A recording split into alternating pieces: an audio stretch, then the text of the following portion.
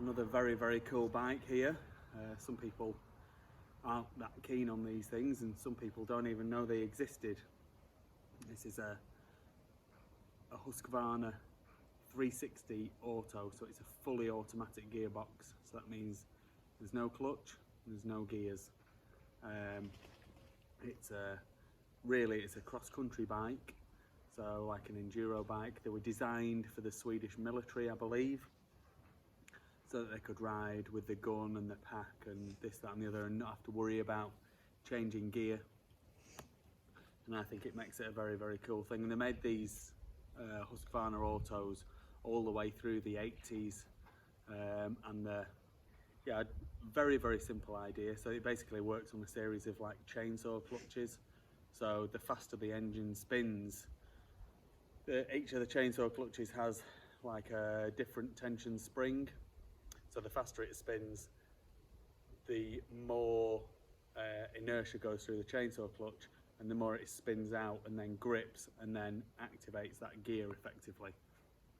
So very simple system, but it does need a little bit of maintenance. So there's a load of grooves on the shoes. It's like as with the chainsaw clutches, it's a shoe that contacts like a drum.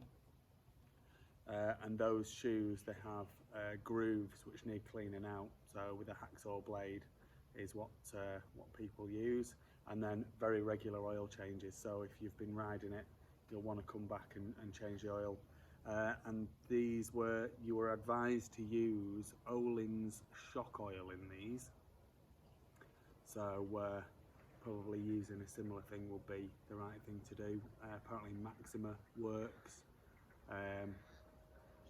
But yeah, it was Olin's that they advised you to use.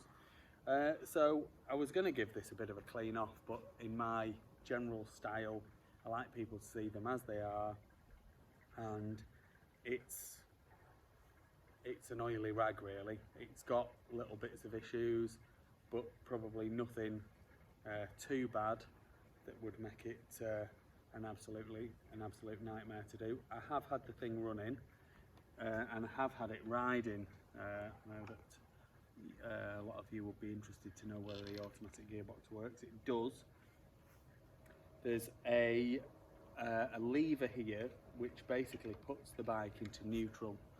So you have to have that lever pulled in and the bike in neutral for when you start the engine. And once you've started it, you then click the lever off, and that then puts it into drive, and you can then set off. Now it says on the tank, engine must be idle before engaging gear drive, so that's one thing. But the other thing is, it works on a cable system. So there's a cable down there which pulls an arm on a 90 degree, and then there's a cable going from that arm across to another arm on the other side, which is what actually engages and disengages it. So that, I don't believe the cable's the right length. So I've fiddled about with it. I can't get it to either be in neutral, effectively neutral, or in drive using the same cable with an adjustment. So what I've had to do is I've had to put a bit of a spacer, a nut and bolt in the arm to get it into neutral, and then I need to take that spacer back out before I can engage drive. So there's a bit of messing about. So what I'm gonna do is I'm gonna show you the bike running, and then I'm not gonna show you me engaging the drive gear, because it takes a little bit of messing about, just because I've got to remove this nut and bolts and stuff like that. And then I'm going to do another video of me riding it. I'm not hiding anything. It is a cable adjustment issue, which I can demonstrate to you in a minute. So the shocks are very bouncy. The front rim is bent. The fork seals need doing, and overall it needs a good coat of looking at really. I'll do a little close-up video as I do with all of my bikes in a second, but there's lots of nice original bits, original Magura throttle, original Magura brake lever with the Magura brake cover on it, lots and lots of original bits. The fuel pipe was absolutely perished, so I've put a new bit of pipe on. It's not the best pipe, so you probably want to change that really. The chain on it's not great. I've not changed that, but overall it's a nice bike, and it will make, I mean, for doing vinduros it'll be absolutely fantastic. Can you imagine being stuck in some wood somewhere and not having to bother about your clutch or your gears and this, that and the other? It'll be a really nice thing. So what I'll do now is I'll cut over and we'll do some close-ups of the bike, then I'll do a video of it running and a video of it riding, and then you can see it in all of its glory. So we'll start with this front wheel here. So there is a dent here, and feeling it's a bigger dent the other side. Oh yeah, look, there's two waves. There's a wave here and a wave here, so someone can probably straighten that, but if not, get it re-rimmed really. The engine looks generally nice. There's a scratch on the gearbox casing there. To service the gearbox and those clutches I was talking about, they actually come out in a cartridge out of the drive side here. So the whole thing slides out. I've worked on one of these before, so I know a little bit about it. I've not done a huge amount though. As with all the American bikes, the air filter was absolutely perished to death. It was just a crumbly mess, so there's no air filter in there.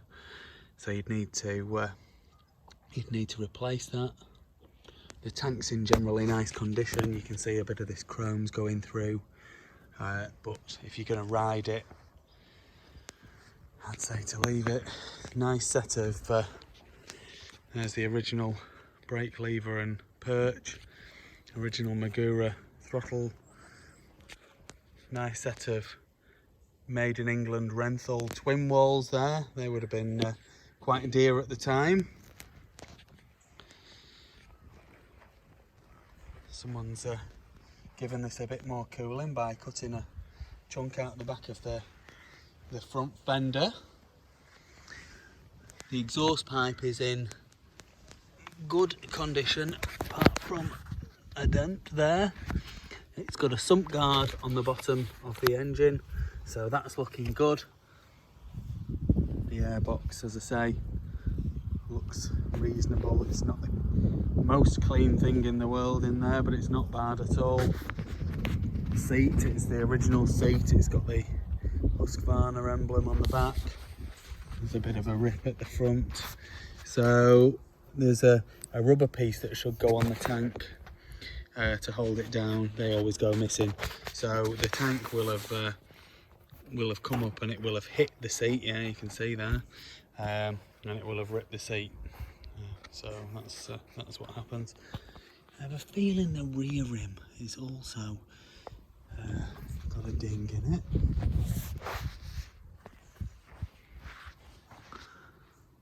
But I'm not seeing one right this second. It's the original Husqvarna silencer. There's a nice Husqvarna plate on there. Like I've already said, the shocks need servicing or replacing. It's got bags of compression. The kill switch wasn't working, so I've cut the cable out of the kill switch and I'm just using that to earth it. Not a lot more I can say really. Frame seems to be in good nick. Like I said about the wheels, the hubs look good, and all the rest of it, it's just going to need a little bit of TLC really. We'll get her fired up.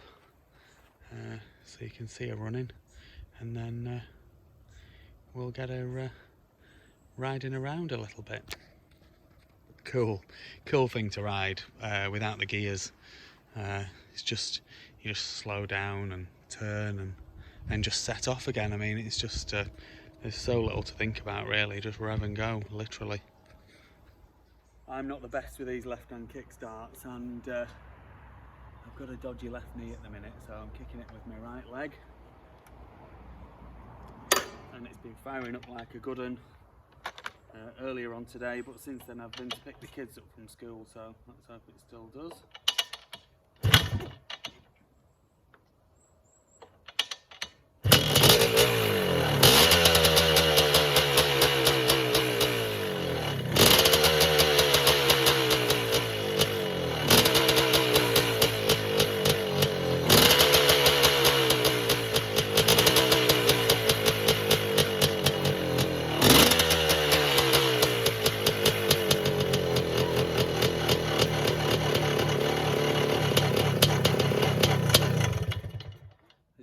She's a little bit smoky, and she's a bit slow for the revs to drop there.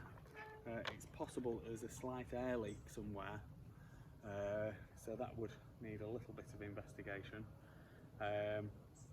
but other than that she's running quite nice, and yeah, really I don't think there's a fat lot wrong with her at all.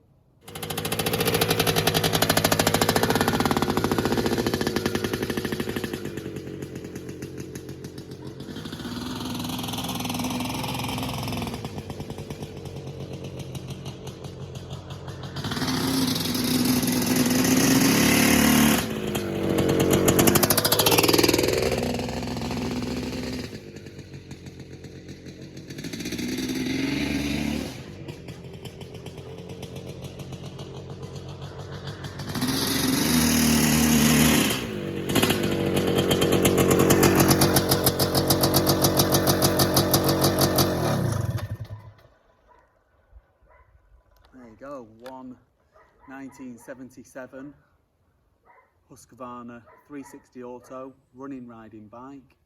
Needs a little bit of TLC, but she's definitely not the worst I've seen, and with a little bit of love should be a fantastic vinduro bike or collector's item. I just want to show you, this is the little space that I've put in there. It's a nut and bolt, so normally the finial would go into this recess here in this arm, but it's not got enough pull on it to get it into neutral effectively. So I've put this spacer in so that when you pull the lever in, it's got more pull. But then when you let it go, it doesn't let go. If you leave the spacer in, it doesn't let go enough, so it won't go into drive. So you take the spacer out, release the lever, it's just got like a little locking mechanism on it, and then it goes into drive then. So it's just a tiny little thing.